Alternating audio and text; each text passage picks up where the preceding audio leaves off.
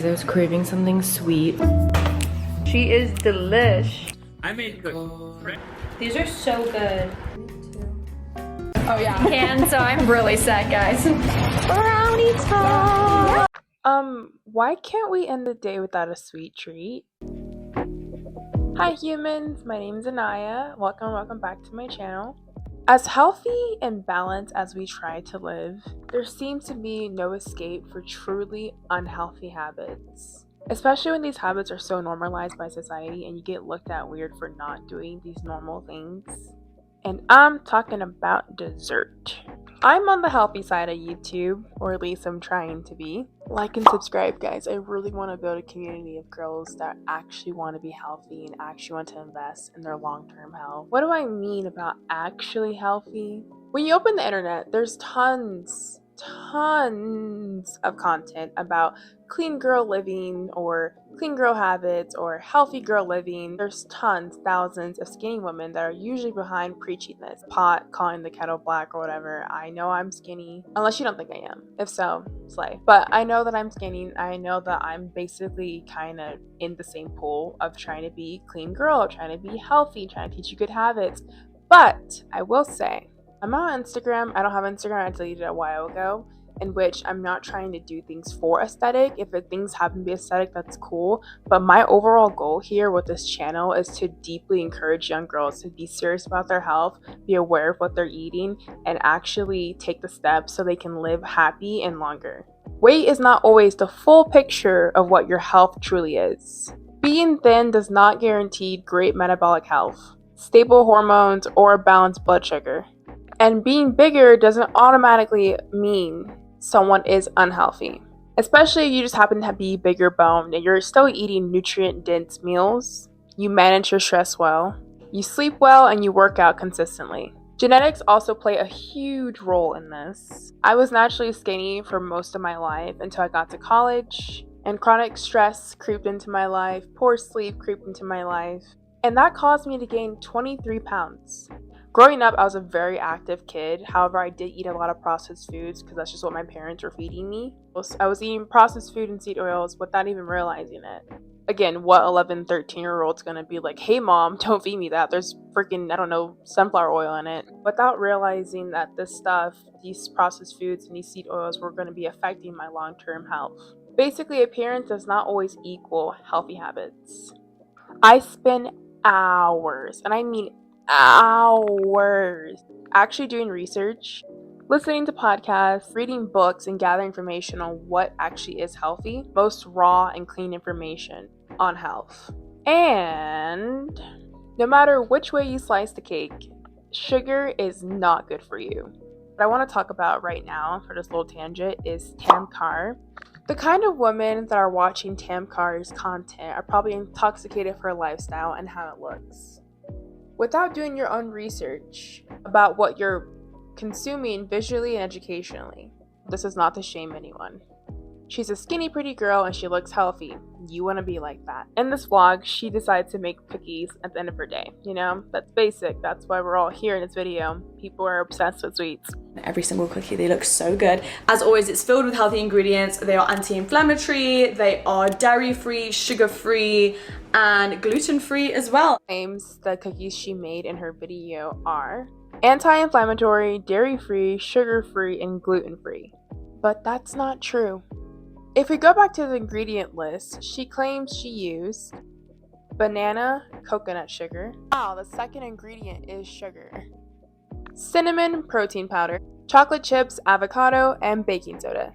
Also, I looked up the protein powder she used. There's sweeteners in that protein powder, but we're going to get to that a little later. Most chocolate chips that you buy that say they're sugar-free have sweeteners in them. Sweeteners are a slippery slope, especially when you're trying to be actually healthy, not just face value healthy, but like deep in your shit type of healthy. Because I also thought, oh, if there's not sugar in it, then I'm fine, it's healthy. No, sweetie, no. You really cannot have your cake and eat it too. So your brain doesn't know the difference between sweeteners and sugar. It's all the same chemically to your body.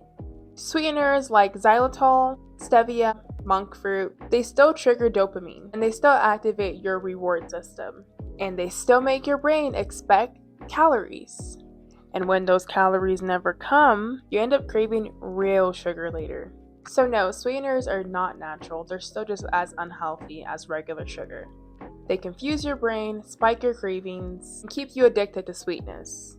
But either way, she did put coconut sugar in her cookies. I'm saying if you look at the chemical compound of regular white sugar and coconut sugar, it's slightly better, but in comparison to regular sugar, but you still don't want sugar in your system. I'm not trying to be mean, but seriously, why does she say these cookies are sugar-free? You being the consumer watching this, you think, well, they're skinny and they eat junk food and they work out, so that's all I gotta do. But no, that's not the case. You do not want these type of foods in your system.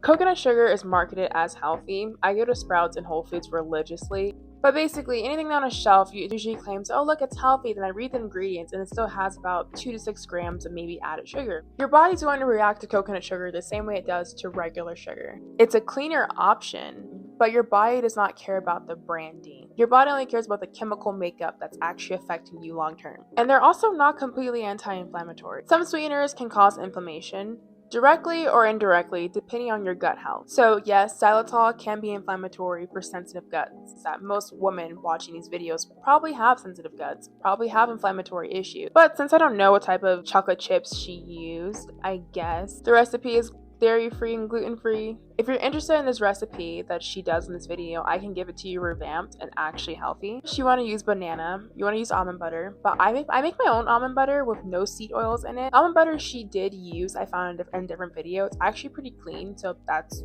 you go girl, that's pretty clean. Cinnamon, but you want to use cinnamon that's high quality. If you guys are interested in what I mean by high quality cinnamon, I have my lovely fiance here to explain. Okay, everyone, there's 2 types of cinnamon. There's cassia cinnamon and there's Ceylon cinnamon.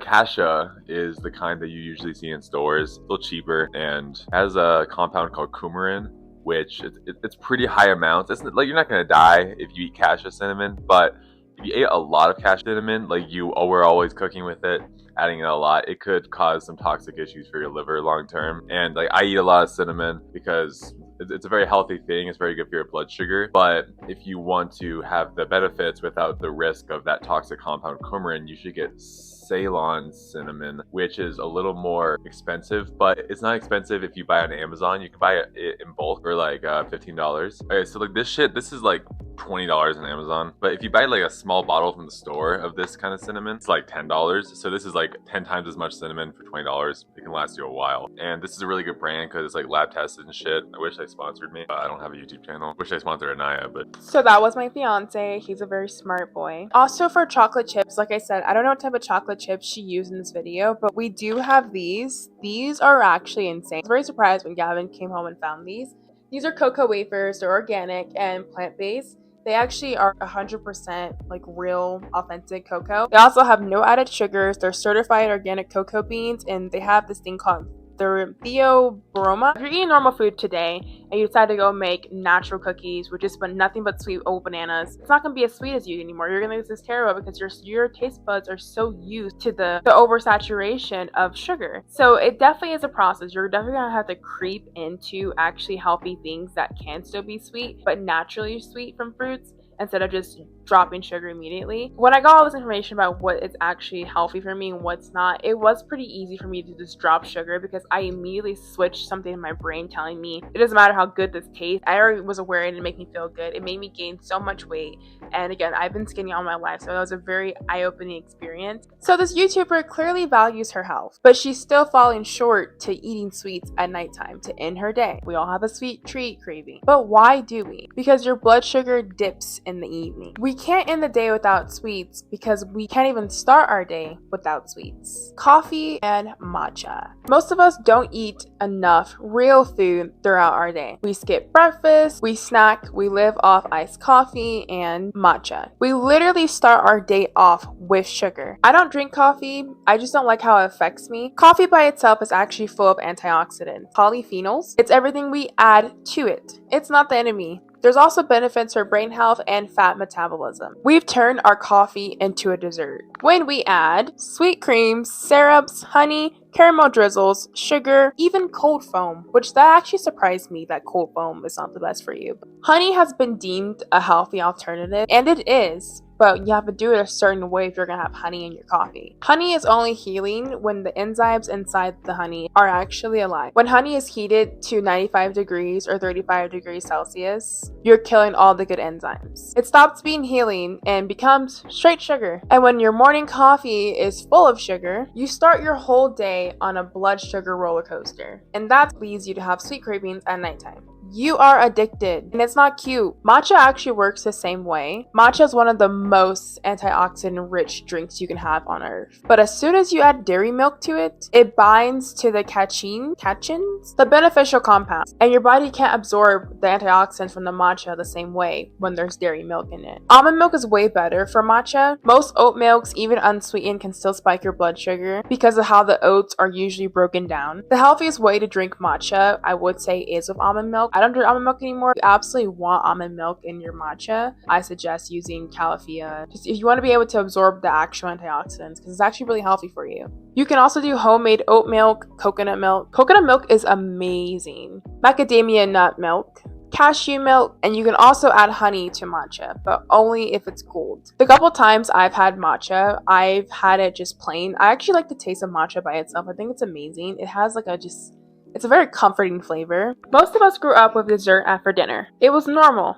It was comfort. It was the way that you ended your day. Your brain most likely remembers that and created a dopamine loop. So now, even as an adult, your brain thinks a sweet treat means comfort. Most of Gen Z, the moment you were conceived, your mother was probably eating sweets, probably eating processed foods and stuff. So your whole system, your whole system from the moment you were born to now, all it knows is processed food, seed oils, and excess sugar. Which brings us to our third reason. Because your stress hormone actually rises at nighttime, your cravings become even stronger. Most people think that your cortisol is the highest in the morning, but for women, especially young women, it actually peaks in the evening. When cortisol goes up, your body feels overwhelmed and unsafe. Sugar temporarily lowers that feeling. But cravings aren't only emotional. Your body also knows it's time to go to sleep, and that changes how you handle food at nighttime. When melatonin rises in your system, your digestion starts to slow down. Your blood sugar becomes more sensitive, and your body shifts into rest mode. So your brain sends out craving alerts, like it's a last call, even if you're not truly hungry. It's your body trying to get one last dose of energy before it goes to sleep for the night. So if your body knows it doesn't want food right before bed, it will trigger cravings before your wind down routine. And that's why sweet treats hit so hard around 7 and 10 p.m. Your body is not trying to sabotage you. It's actually trying to protect your sleep and your gut. Craving something before bed is just your body asking for quick energy before it shuts down for the night. So nighttime cravings aren't a lack of discipline, they're just your biology. Heart rate variability is tightly connected to how well your body shifts into rest and digest mode, which is essential for good sleep. In high school, I used to eat dinner around like 9 p.m., 10 p.m. and I'd go to bed to like 11:30. That's mainly because I was working a job, but also that's when I was actually hungry. So basically during high quality sleep, especially deep sleep, your parasympathetic nervous system dominates. And this leads you to a lower heart rate, a higher heart rate variability, better recovery and restoration. So when you have a high heart rate variability overnight, that means your body was not able to properly restore itself, and thus making you feel a little groggy at nighttime or a little weird, and also damages you long term throughout your week. Like I said in my last video, it takes 3 to 4 days to fix one bad night of sleep. Eating so close to bedtime keeps your body on. It makes it hard for your body to tell it's time to go to sleep and time to wind down. It increases your fight or flight activity. Obviously, it spikes your blood sugar, and it also increases your core temperature. Your body needs to cool down in order to fall asleep, so it actually makes you cooler. It raises your internal temperature. That's how you say it. And even alcohol does this. It's not ideal to drink alcohol. I know it's like super enrooted in the culture, especially in your early 20s, going out, especially in college. That's what you do at nighttime. You drink, you hang out, you go have fun, you go to sleep. I've never, ever drank and slept and felt actually recovered. Honestly, every time I slept drunk. I always felt like I died and then just woke up the next day. But ideally, you want to try and eat 2 to 3 hours before you go to bed. I go to bed at 8:30, and I usually eat my dinner between 4:30 and around 5. But I eat dinner a good 3 hours before bedtime. If you made it to the end of this video, I definitely appreciate it. I hope you learned something new. I hope you gathered some new information so you can take a look at your own habits and see what works for you or not. Do you truly feel good eating brownies at nighttime so close to bed and waking up the next day? If you do, let me know in the comments. I'm actually very curious. Thank you so much for watching. I hope you guys have an amazing day, and I'll see you guys next Sunday.